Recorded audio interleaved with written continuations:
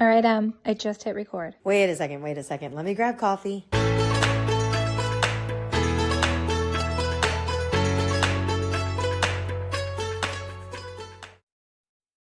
Hey, Jenna. Yeah.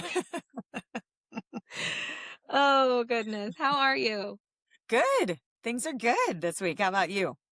Good. We have a fun episode. We teased this in our last episode. But this is our CanCon That's our first 2.0. question for you, Margaux. I was going to say, we're going to introduce our guest. I'll let you do the honors. And then we have to ask a question before we get going, a really big question. Yeah. So, go for it. Great. So today we have Margaux Pepper on, who is one of our former colleagues from Weber Shandwick. She has been a real player on the landscape at Weber for many, many years. She's over a decade there.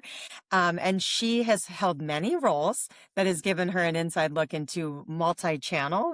So she's now an EVP of strategy for Weber in the Chicago office. So Margaux was tapped to go to Cannes this year. And he's going to give us those on the ground insights that we teased in the last episode. So welcome, Margaux Pepper. Thank you. Hi. Glad to be here. Awesome to have you. Yeah. So our first question is, when you're over there, do you say con or do you say can? That's such a good question. The funny thing is, I think I say can, even though every other French word I say pretentiously. Like I say croissant, and my husband always makes a lot of fun of me for that. But I did bring a dress with a tomato can print on it, and I was like, can for can. So, for the pun alone, had to pronounce it that way. You should probably give, listeners a shout out to your Instagram, because it is fun content, Margaux. It's my name. It's at Margaux Pepper. It's my creative outlet. It's where I do all of my weird, fun photo shoots. I try out TikTok trends. I do lots of cooking content, fashion content, and whatever weird vision I decide to create that day. So it's so entertaining. And I do have to ask this too, because I know you're a Taylor fan, but I cannot stop looking for information about her wedding. What's your hot take? My hot take actually relates to Cannes, because I feel like multiple things can be true at the same time. I think I'm so happy for her. I want to see all the photos, especially the dress. I want to know everything. And also, it is like a billionaire and all of their rich friends having a party together while there was a heat wave in New York. So it's like, it's a juxtaposition. It's multiple things are true at the same time. But also, yes, I'm a big Swiftie. Okay, super Guys, fair. Wait, we have to. I'm also just kind of disappointed that it was in New York. Like, I just thought she would do her Rhode Island estate. She goes there for 4th of July. It's gorgeous. I'm biased because I live in New England, but like, I know, Jenna, that's a good call. No, I think I'm going to see pictures, but if she was marrying herself, but I do think there's a lot of Travis in the, you know what I mean? Like in the Madison Square Garden of it all, I'm seeing some of the flash and the, his pomp and circumstance. And it's a really great point. From a security level. I will say that. They know what they're doing. Smart. And Cloak and Dagger, she controlled the narrative as she always does, which kudos to her. My husband's hot take is she's going to release a documentary about it, which I think has now been maybe teased that they're going to do like Eras Tour style, video thing, but of the wedding, which people would watch and pay to watch. I mean, they would. It's kind of annoying though, but I am of course going to watch it. Sorry. There are two things happening at once. Well, but here's the thing is I would love to be like, oh, don't do that. You don't need more money. But she does give away so much money that I'm like, that's true. Awesome. Yeah. Give it all the offsetting to of the charitable contributions for sure. Yes, she does a great job with that. So there's only so much critiquing because, you probably not keeping it. Are we ditching the convo for Taylor? No, I'm totally kidding. I was not ditching it. We moved on so fast, and I wanted to just absorb and claim that I won that one. For a minute. Okay, yes, back to the matter at hand. Jenna won it. For some reason, I say con. I also say oui, oui, croissant, though, too. So I don't know. Good bad on the I don't corn. say any of that. We joked on the last episode. She asked me, and I was like, "It's can't."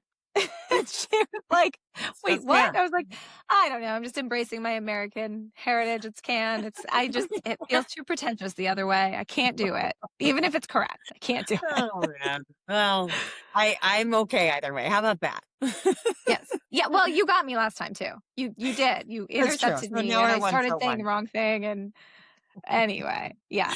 All right. Let's Well, dive into the meat of this because yes. we've not been to Cannes or Con, No. No. and I mean, we're gonna have to get there at some point. But I hope you go. Margaux, Okay. let's hear from your firsthand account of how it went. Yeah. I hope when you go, I get to go again because I feel Yeah, like it'd be very fun to that go would while be you're fun. there. Yeah, I think similar to the Taylor situation where multiple things are true at the same time. I was talking with a couple more seasoned Cannes attendees about how has it changed and what is it like. And I do think at its core, it is still a celebration of creativity and the best creative work and ambitious work in our business. But I also think that that's the core of it. And then it's inside of a sales conference. There's a lot of like ad tech, along the Quasette, you have Meta and you have Pinterest and you have all these other, Reddit was there. Like everybody's trying to sell their wares. And Yeah. then outside of that, there's yet another ring now that's kind of like Coachella spring break. And that's like the Coachellafication of every single creator on your feed was there this year. Like my Oh, friend flew in on a plane with Brittany Broski. Bran Flakes was like, I walked by and he was taking a photo on the red carpet. And then just even the local people who were there, like there was a bachelorette party happening and they were like, oh, what's this like award festival? I'd never even heard of it. Like it's just wow. really this magnet for all of France and Europe where you have all of these kind of different experiences happening at the same time. And so when you say kind of the sales ring, right? So you're talking about Reddit, Meta, Pinterest, are they activating in huge ways to, Yes. bring in, yeah, anything It's cool in that realm? Yeah. I mean, really, really well done experiential. I think if you're in the Yeah. experiential game, it's like amazing to see the experiences that are set up. Like visually speaking, it's very Instagrammable and shareable. Pinterest, I think, had one of my favorite experiences, which was they did this bring your Pinterest board to life patisserie where they had this little magnetic menu with a few of their top trends because I'm in strategy. I love all of their trend reports. And you would pick a pin that spoke to you, and then they would surprise you with a custom dessert based on that pin. And everyone at the table Oh, was a stranger, and you got to like meet each other and connect, and everyone got a different dessert based on their Neat. personalized, unique style, which I thought was just very like of their brand and related to their trends. It was a smart, immersive type of interaction. Well, and I love Pinterest because it's still a happy place. Like it doesn't Yes. often piss me off where I like Yeah. shut it down and shake my fist. It's still like a good place to be. it's just Well, pretty what? pictures. Yeah, exactly. And I like that What you can brought turn you off the there? AI on Pinterest too. Yeah. Like they No, that's understand a that good like point. some people will want that and some people won't. And their Mhm. their theme was the best reason to be online is to find a reason to go offline, which resonated, I think. Which Like is, it's it's a really smart line. Yeah, yeah. it's true. Yeah. What brought you there? Or was it sort of like a, info gathering? I mean, I know they've been there a lot, or was it a certain kind of work that brought you there this Yeah, year? we do a trend report every year. And while it is a creativity festival and a lot of our creative team goes, as a strategist, I think strategy team is really good at finding patterns and connecting dots across disciplines. So I was there to kind of info gather for our perspective that we're going to be sharing with our clients and with our colleagues as we come back. That is Awesome. so can you talk to us a little bit about like how do you plan your itinerary while you're there? I feel like there's got to be Mm. so many different things that you can attend that all happen, at the same time and are overlapping. How do you go Yes. about planning that while you're there? the best advice I got was pick one thing per day that you absolutely can't miss. And I was like, surely that's, too conservative and there's going to be, you'll be able to do more things. But really, you have to prioritize like what is the absolute can't miss most important thing, because in addition to overlapping and competing options within the Palais, all of those other, ad tech firms and like everybody who's along the Croisette that I was describing, they all have their own itineraries and agendas and like fully packed speaker panels, every single day of the week that are also happening. So it's like 100 different festivals all occurring at the same time. And it's 1,000 degrees. So you have to really like, if you want to go to one thing here and one thing here, you're going to like book it in 100-degree weather, and you got to make sure you don't get heat stroke when you show up. So showing up somewhere just drenched in sweat, like I'm here to hang on the so yacht. And it's a good problem to have, right? Like steak too buttery, steak too juicy, lobster too buttery. Like I have too many amazing panels and things that I want to see and inspiration that I want to gather. But I do think that, I went in with, as I do with most things in life, like a spreadsheet and a list and where's the map and where do I want to go and what's my backup plan if I can't get into this one because there's a celebrity talking and all of those things.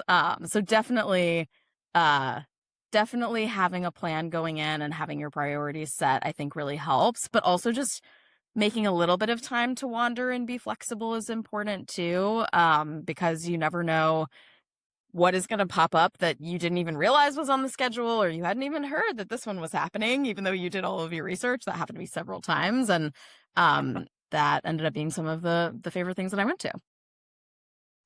I love that. So how did this year compare to last year in terms of like the energy, the conversations, the topics that were focused on? Yeah. I mean, for me, I hadn't been back for a decade. So I feel like my experience of it was more different personally, where when I first went, I was a young lion. So I was a baby in the industry and I was really focused on competing. And this felt kind of like my going back as a grown-up moment, having had, a decade of work under my belt and being there more for the purpose of like this trend report and having a perspective, versus just, the whirlwind of what is this and who are all these people and, Yeah. I think that the creator shift is probably the biggest one this year, where it used to be that creators were part of the work, the actual case studies being submitted, but creators were really a part of the schedule. They were on the stages. They were, again, they're not realizing it was an awards show at all. It was kind of like an event for them. And I do think there was a lot more fragmentation of the experiences people had, because there were a lot of like exclusive invite only closed door things. Like I would have loved to go to the Spotify experience. I heard it was very cool, but you literally had to get an invite to get in. I think they had the XX play. There was a queer pride party I would have loved to go to where Zara Larson played, but like I don't even know who you talk to or how you know somebody who knows somebody. Yeah.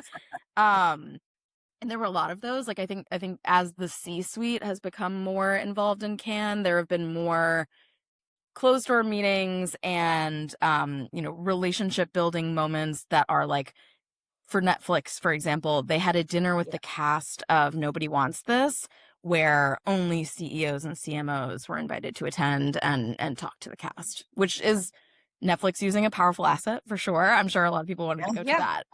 But it was a lot more like exclusive, you had to, if you know type of events as well. Yeah.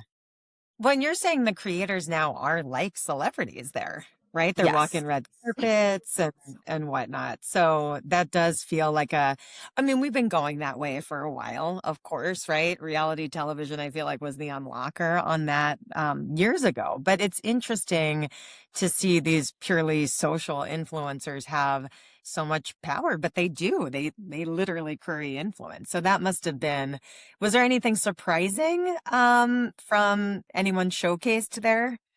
I think what was most surprising is that people who are outside of our industry knew that Cannes was happening this year. I think Cannes can be very insular. Like, we Sure. all know what it is. Like, if you're in marketing, you know what it is. But there were people who were like, my friends who don't know anything about this industry were like, oh, I heard so and so is going to Cannes. Maybe you'll see them there. This influencer Yeah. I follow, maybe you'll run into them. My mom even was like, the ladies from the Home Edit are going to be on the Quasette. And I was like, I would love to see them. Yeah, But yeah. it really expanded beyond the bubble, I think, of the marketing industry, which is always interesting. I think also, Yeah. as a person who wants my parents to know and understand the job that I do, like, it's It's cool helpful. when they get it. I think that's awesome, but there's that other part of me that wonders, like, what does it do to the integrity of the actual award show? Does it Yeah. denigrate that at all, or is it still intact? And I don't know the answer. I'm just, when something gets this big and takes on such a life of its own, you wonder if it is just going to morph into something else. And at some point, you're going to need to have this other uh, award show to take its place or not.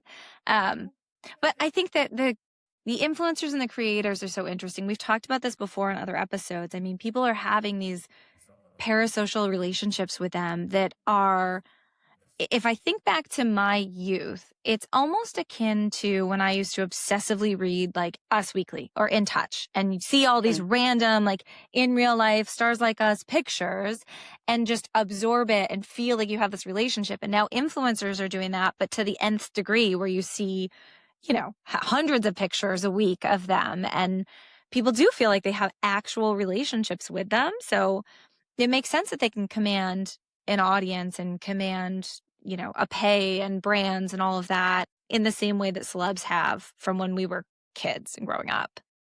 Totally. I do think it is more fragmented, though, where there are some celebrities that have like cross-generational appeal and everyone knows their name and knows who they are. I do think with influencers, unless they're like in your feed, and everyone's feed is so different, it's so algorithm driven, Curated. that there could be an influencer that you've literally never heard of, but they have 5 million followers. And it's so 100% agree. interesting to see that difference. But I think that's where the industry is going to, is we have to adapt to fewer mass channels, whether that be Yeah. television or actual humans and talent, and more community driven work. Yeah, I totally agree. Yeah. So, what's the moment, or what's the thing that you did there when you think back to your experience? What stands out the most? Like, what was your favorite interaction there? Ooh, my favorite interaction was I did shed a tear, which I did not expect to do at at a Never at a work know. conference. I went to the Elf Cosmetics panel where Yeah. the president, Corey Marchesotto, and the CEO, Tarang, were speaking about their belief in everyone having a seat at the table within their company. And the way that the session was billed was more of a, how do we create such great creative work, and how do we have such consistency with like all of these banger campaigns? But the answer was not, oh, we work with our agency as partners, and, all the typical things you'd expect. Their actual answer was, they were talking about how the CEO's only goal and priority is wealth creation for their employees and their families, which I have never heard ever, Wow. as a goal of a CEO. And they've been growing, by the way, for like 20 something quarters in a row. Like, they've had incredible financial success, and they've brought everyone along with them, where they don't just have their C-suite at Cannes, they have tons of people from across their organization come. They have all of these annual conferences where, again, it's like everyone, it's not based on the hierarchy, it's everyone is involved and everyone is rewarded, and everyone has equity stake in the company. So when the company does well, everyone is being paid out, and not just their C-suite, which I was like, oh my God, it's beautiful. So that was an unexpected favorite moment for me, where again, Yeah. you go into a session thinking it's going to be one thing, and you never know where the conversation will go. I love that. That's just refreshing. Yeah. Yeah, Makes me want to buy more Elf Cosmetics. It really, it really does. does. I'm like, I want to go out there and support them now, because they're truly supporting their people. My daughter Very cool. supports them, so I will stop rolling my eyes when Elf lands in the Sephora cart. But I think, Margot, well, we all agree, like if more companies can put employee forward, right, and you practice what you preach and all the things, the fallout is just so wildly positive. To have Yeah. these people that you treat more like family instead of a business, it's just really refreshing to hear. When you think about the work that you saw, so Margot, we did do, as Jenna mentioned, a pre-pod on this, and we had seen some of the Grand Prix winners across different categories. But what one piece of work inspired you or gave you an aha moment?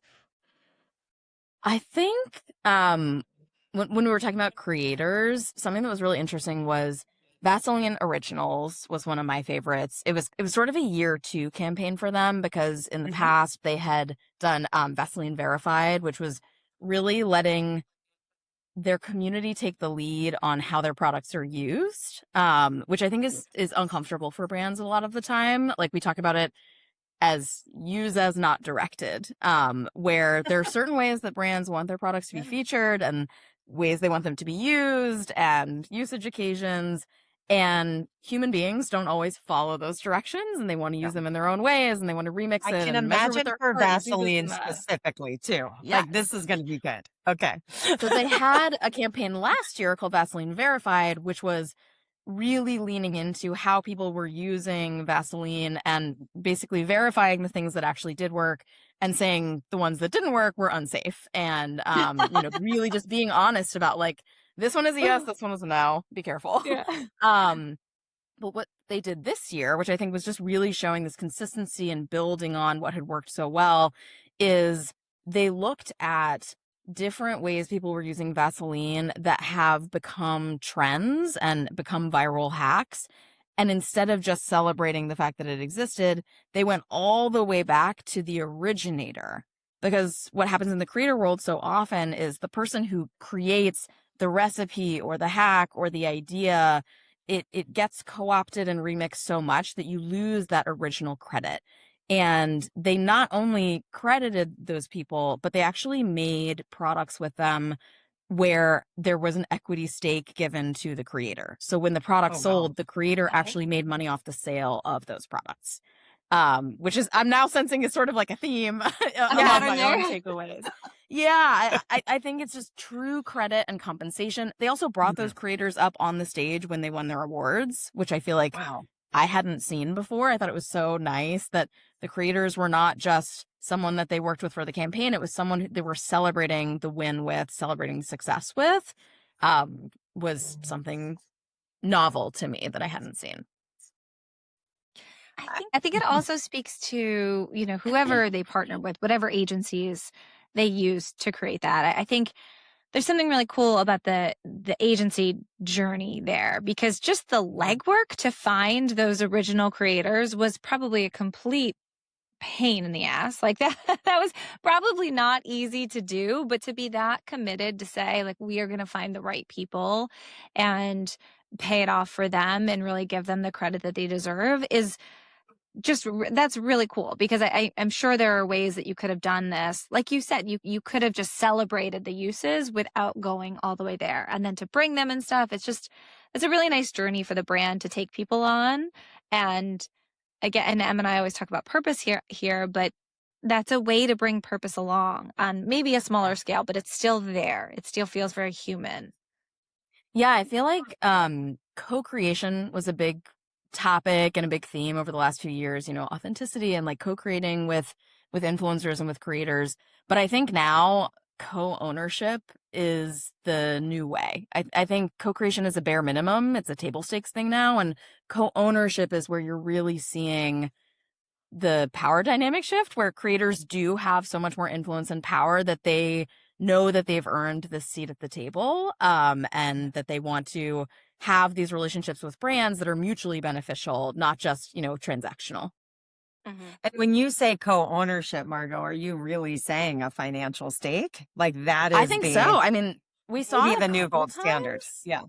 Yeah, and it's not easy to do by any means, right? No. Like it is a big commitment, but I think that it is something that that creators are looking for, and that Right. brands, if they take that next step and invest in them, are really seeing results from.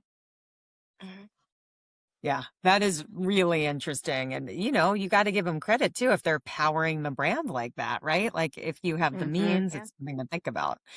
So I'm shifting a little bit into, Con from a PR perspective. What did the festival reinforce about the role of earned media, consumer engagement, storytelling, and cultural relevance in today's creative landscape? Yeah, I think PR firms were really center stage. I think a lot of them were winning Good. Grand Prix. I think the work was really being celebrated. Top, top. I also think every type of agency was trying to do PR ideas and often doing them really successfully. So I think that it's a battle out there for who gets to own that type of earn first work. But I think that the way our industry has changed is because people don't like ads and they don't like feeling like they're being advertised to. So I think that there in general is, can and beyond going to continue to be a necessity to be relevant first and to do something that people actually would care about day to day because they don't think about and care about brands. Yeah. It's only going to continue to become more important to have that sort of PR mindset. I love that. It's good news for our industry, really, right? Totally. Yes. So other than creators, where do you feel like AI played in? Was it still a huge topic? I don't know if it was maybe bigger last year and biggest this year. Or obviously, it is omnipresent at this point across marketing. What role do you think that had in terms of thematics this year? From what I heard from people who were there last year, it sounded like last year there was a lot more fear and angst about AI and which is very fair. I still feel that a lot of the time Yeah, of like, same. you don't want it to replace the incredible work that we do and, the creativity that you get from a human being. I don't think that AI will ever be able to match, hopefully, but I really don't think it will. I think this year, I think about AI kind of like a hammer, where if you have a nail and you are aiming it really well, it can be a useful tool, but it Mhm. also smashes things. If you don't use it well, you don't wield it the right way, you don't have a vision in mind for what to do with it, even from the environmental impacts and a lot of those things. I think that people are using it in ways that make sense sometimes, and sometimes it felt like a lot of slop. Like I definitely still feel that icky feeling. I think when you see like an AI case video, it's just like, ugh, like Oh come on, gosh, like yeah. there's your AI voiceover drives me crazy. It's Oh like gosh. Yeah. those are people that could have been doing this job that are not being given that opportunity, which is frustrating. So it's still very much there, and I think it's important as stewards of this business that we find the right places to use it, but I think use it sparingly and strategically is my point of view. Amen. Yeah, I couldn't agree more with that. So, eh, I'm curious what you saw from challenger brands. So Emily and I talked in the last episode about, it's kind of the CPG cleans up, right? The CPG brands traditionally clean up, the big guys do. And you see it a little bit in tech and healthcare too. Like the most notable brands are going to do well there. They have the budget and the resources to create these amazing campaigns. But it has also become a place where challenger brands can play. Did you see any of them rise to the top or really win big there? I feel like some of my favorite work was from smaller brands. There was it actually was a great anti-AI case, which I feel like that was something that a lot of people were excited about, is like, how can we show up against the machines and kind of, outsmart them a little bit. There was a sports equipment brand called True Hockey, which, compared to like some of the big, retailers that Like sell all the Bauer sports and yeah. equipment, they were a very specialty brand, Cool. and they had an idea called Game on Ball, which was all about how playing in streets is actually a way that a lot of kids learn sports. Like, it's not necessarily on a formal team or a field. It's just, playing outside in your neighborhood, but cars and, like urban sprawl get in the way, and it's actually not safe if there's, traffic heading through those areas. So they actually created this tech where inside of a ball or a hockey puck or whatever they were playing with would actually trick traffic apps into thinking that there was a traffic jam, and it would reroute cars to go other I places, love that. which Oh was my so gosh, I love brilliant. that so There's no more much. game on, game off. I love that. It was That is so so good. amazing. And it was such a simple visual symbol that they created of like, our belief is that more kids should get to play outside and have like a safe time doing it. Whether it's hockey or any other sport. And it was so simple, but it was just really, really memorable. And again, like this very human touch, human feel to it, where it was like, the machines have no idea what's actually going on here. We're going to outsmart them so that we can have this moment of like humanity and connection and fun for children. I can't wait to look that one up. I'm so excited about that one. Amazing. But it was Oh, I love also that. one, I Right. feel like Yeah. just some of these really good insights, like as a strategist, especially, like those are the ones I really gravitate towards. My creative partner and I could not stop talking about this Dutch furniture brand called Ludes 5, which I hadn't heard of before, but I actually had seen this one on my feed right before Cannes, not because it was being entered, but because it was just that popular. It was such a good insight. They were talking, they're a furniture brand. They sell, tables and chairs, things like that. And there was this Dutch tradition of when you learn how to ice skate, in order to balance, people would use old chairs. So you would skate around and the chair would like help you balance. And they were like, what if we turned that into a showroom for our chairs that we're trying to sell from this like nice furniture brand? So instead of like an old rickety chair, they had these like beautiful mid-century modern chairs, and each of them had a little price tag and a QR code, and it was the first showroom on ice, which I just thought was such a So smart. simple. Oh my God, it Yes. was so good. The work that makes me jealous. I'm like, man, I wish I thought of something like that. It's so good. Oh, yes, Margaux. I love that. You're so right, though. It's the work that makes you jealous. Like, yeah, I wish I was involved.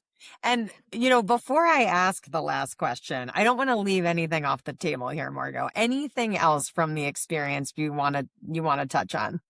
It Yeah, sounded I like mean, a fantastic couple weeks. it was so much inspiration, so much sweat, so all the things. I really loved, there was a session that was outdoors, and it was like 1,000,000 degrees, but I was like, I am staying the whole time because this one is so incredible. Like, it's worth it. Yeah. It was a strategist, a creative, and an entrepreneur who had met through the Cannes MBA program, and it was called the Kill List. And what they did was they did basically a tarot deck of all the different personas of people who kill ideas. And it was, really, it was an empathetic look. It was like, people are killing ideas with good intentions. Like, they're well-meaning. They're trying to do what's right for their brand, or sometimes it's internal people and they're trying to protect the business, all those things. But it was, how do you understand the deeper motivations that each of these people have, whether it's, the historian, oh, we've tried that before and it didn't work, or the accountant, that's going to be out of budget, it's not feasible. How do you take their fair point, understand it, and then bulletproof what you're presenting to, or what you're continuing to fight for over time to keep great work alive, which I think we need a lot of in our industry. 100%. Someone else at Cannes talked about like survivorship bias, where when you go to Cannes, you see all this work and it is amazing. And some of the things I'm like, I wish I'd thought of. Some of the campaigns we had thought of and we had pitched and we had come up with really similar ideas. And I think it's so hard when you see like, man, those are the people that got it through, and good for them. Like, Yeah. but I think that's a big thing I'm bringing back to my team, is how do we get that creative resilience and strategies for how to do it, and like practical tools for how to fight for the work that we love and that we're passionate about, to make sure that it can make it to to the world and to maybe a place like Cannes if we're lucky. Totally. And I think that is where the intersection of client relations, strategies, creative comes together as a team who can have the right conversations to sell in the ideas you believe in, right? Yeah. It creates tension internally, but then when you kind of win it, it is like the party of the century. So that's pretty cool. They address that in that format too. So useful. All right. So Margaux, we close every episode with this question about impact. So the question is, what has been your impact this week? It can be professional, personal, big scale, small scale. I love that you guys do this. This is a great question. I think it gave me a chance to just reflect even more deeply about Cannes. And I think something that I also didn't expect, because you fly 6,000 miles to get quality time with the people that you work with every day. Yeah. Like it was a lot of inspiration. It was a lot of, absorbing of the work, but it also was just, hey, how's your family? Or, how's it going? Like, how are you? Let's catch up. Let's have a rosé. I think that is something that I really, really want to take back. I don't want us to have to travel 6,000 miles to hang out. To do that. I want to make sure that we're making time and prioritizing just like quality hangs and getting to know each other and not just, meeting, talking about the work every single moment. Like we want to fight for the work and the work we're passionate about. But I think we also just want to support each other's passions outside of work. Because especially for strategy, I think the most interesting strategists are just the most interesting people who have creative outlets and who have interests and passions and rabbit holes they go down. So I want to make sure that we support those too. So thank you for giving me that that reflection. Phenomenal answer, Margaux. It's so important. Just even in person for a solid amount of time outside of the work atmosphere just strengthens that bond. And it's amazing every time you do it, how much it helps. And therefore it creates better work. So thank you, Margaux, for joining us today. Thank you so much for filling us in on your time and experience there. We appreciate you coming on, being our guest. Thank you. Yeah. And I'll see you guys there in a future year, right? We'll all go. That's right.